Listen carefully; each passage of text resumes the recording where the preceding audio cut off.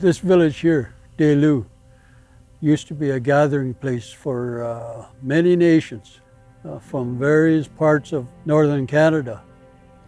And the residential school has been a sore point for our people for a long time. I grew up feeling that pain. My community, my people have been talking about getting rid of that horrible building for as long as I can remember. So, you know, here I am at 34 years old and it's happening now. I'm finally glad that I get to say I'm the last chief to have to actually put up this fight.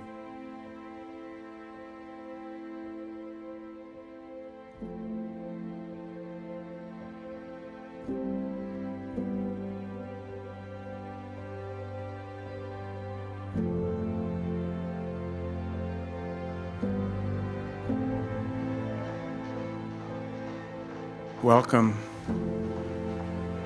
everyone here today, to our traditional territory of the Kaska. I see my people here. We're all in this together, all our nations. We're all our people. It's amazing that we're here. The Kaska are strong people, and our brothers and sisters in the other nations, we're strong people. You know how I know that? And we're still here.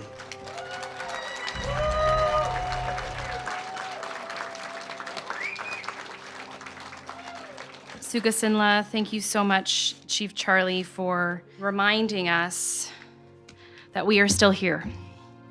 We are resilient, we are strong, and as he shared, not under my watch will this ever happen again. For those who may not have known, it was exactly 30 years ago that this school stopped running. And so here we are today on the 30th to gather to see it finally be put to rest properly in ceremony, following protocol. With that, I'd like to introduce Deputy Chief Harlan Schilling of Dūłą Metsī nlī Council. Thank you so much, of course, for your leadership. It was an honor to join you here in your territory for this very important day. So thank you so much. Thank you, Chief Kalani, for that kind introduction. On behalf of the members of Dūłą Metsī nlī Council, I am truly happy to welcome each and every one of you to our community. I'd like especially to say thank you to our elders, but most importantly, our survivors. You. Our community used to be a gathering place along this Liard River.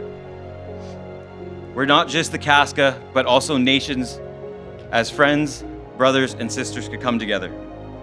Since this residential school was placed in the heart of our community, it's been proof and a constant reminder of what happened to our people.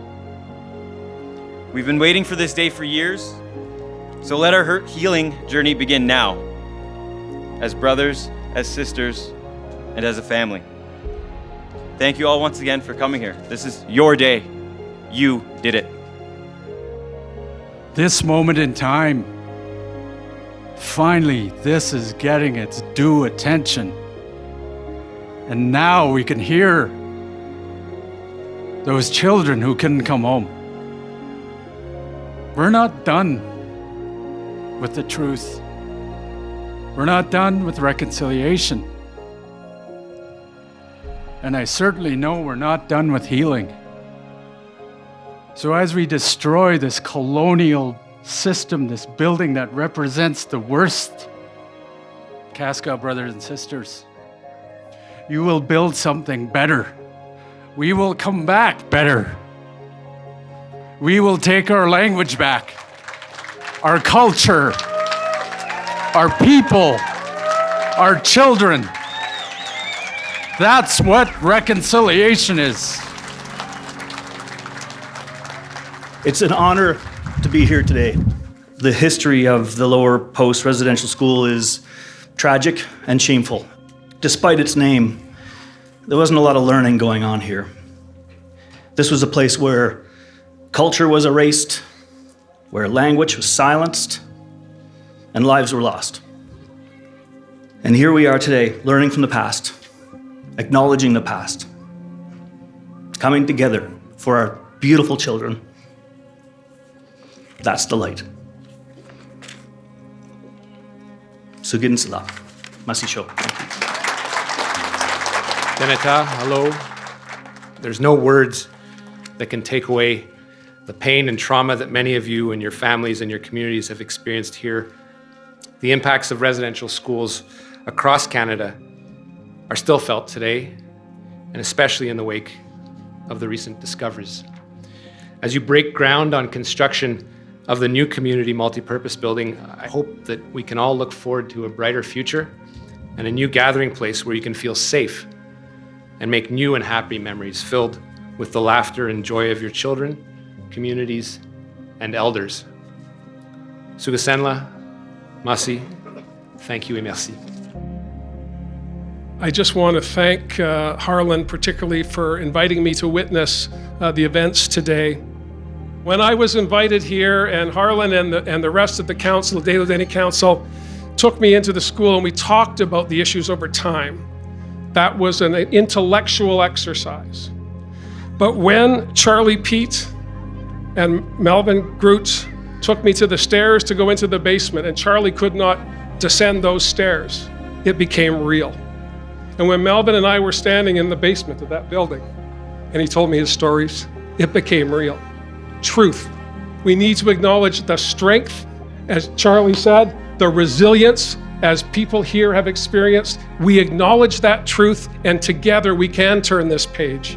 And when this abomination comes down, and from it rises out of the ground a building based on the traditions and values and cultures of the Kaska people, then, only then, can we truly start the reconciliation that all of us feel in our heart today by coming on this special occasion. It's 46 years ago that this place closed down because I was there. I'm a survivor, and I say that with pride because a lot of my friends are gone. It was a terrible place, but I can speak with this. You know why? Because I have my ancestors behind me. It's the truth. My grandma's behind me. My grandpa's behind me. My people are right beside me.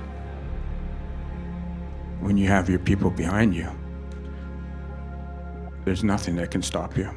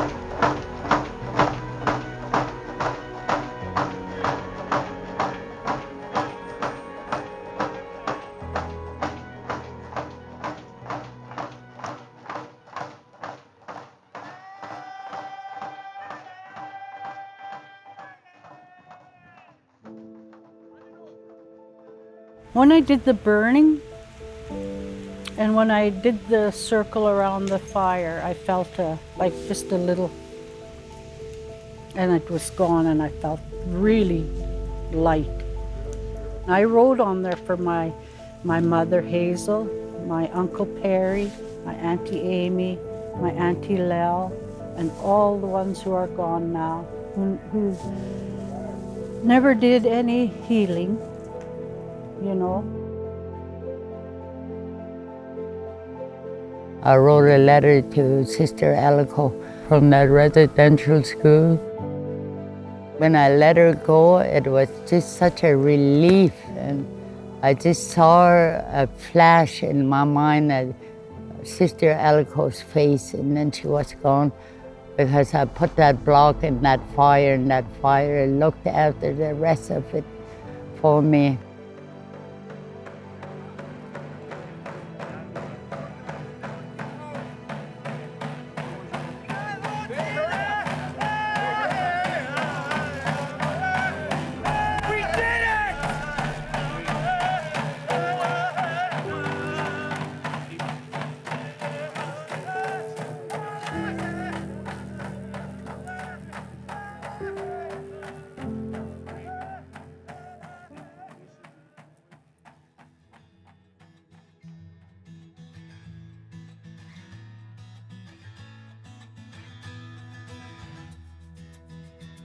So the question is, what's one cool thing that you think this building could be? Lots of fun for the kids and stuff. The basketball court. Oh, the basketball court. Everywhere is connected, so it'll be easier.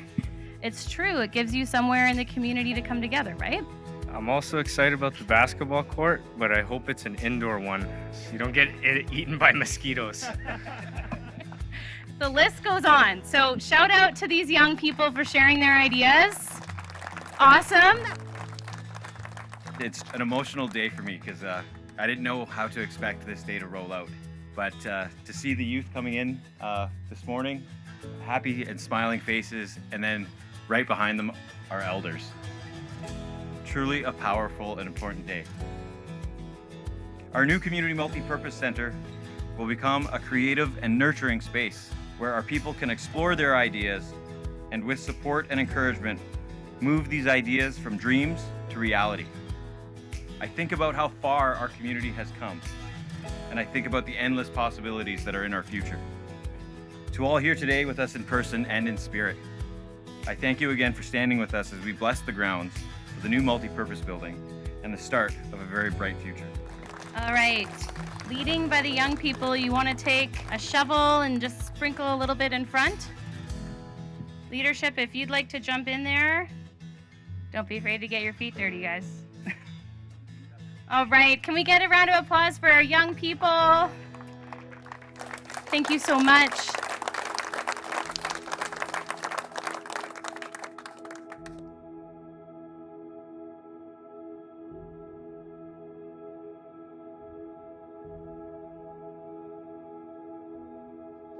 My mother as well went to this school in Lower Post, and she also attended Chutla.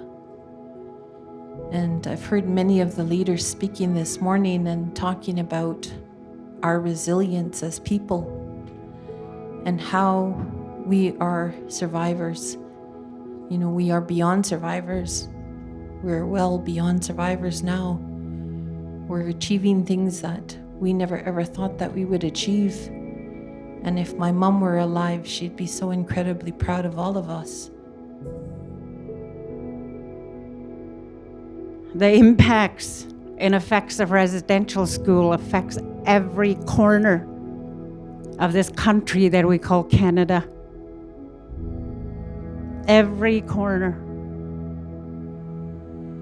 As I witnessed that backhoe tear down that door and that wall, and the noise that it made, it just shattered right through my body.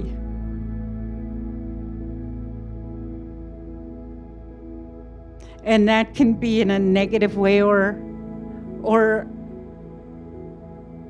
in a way of hope. The past is being shattered right now as we all sit here. I sit over there and I look around in the circle at our beautiful people from every corner of this Yukon and BC. And we are still here.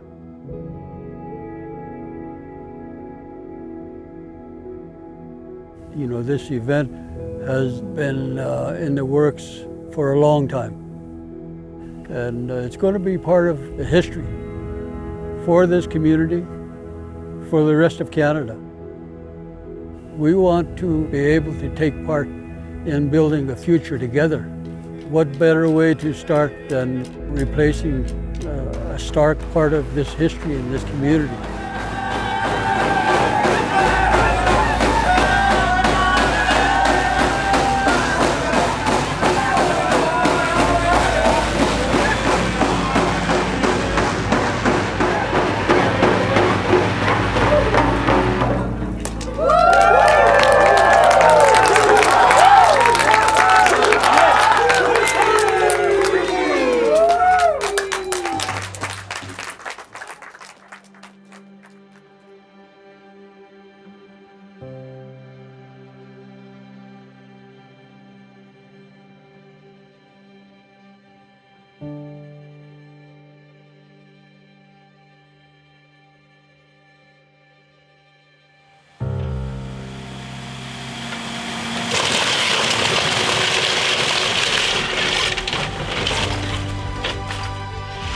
Oh, it was almost like a crackling and a boom.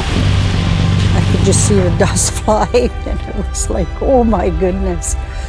For our people to begin healing, we needed this building to come down.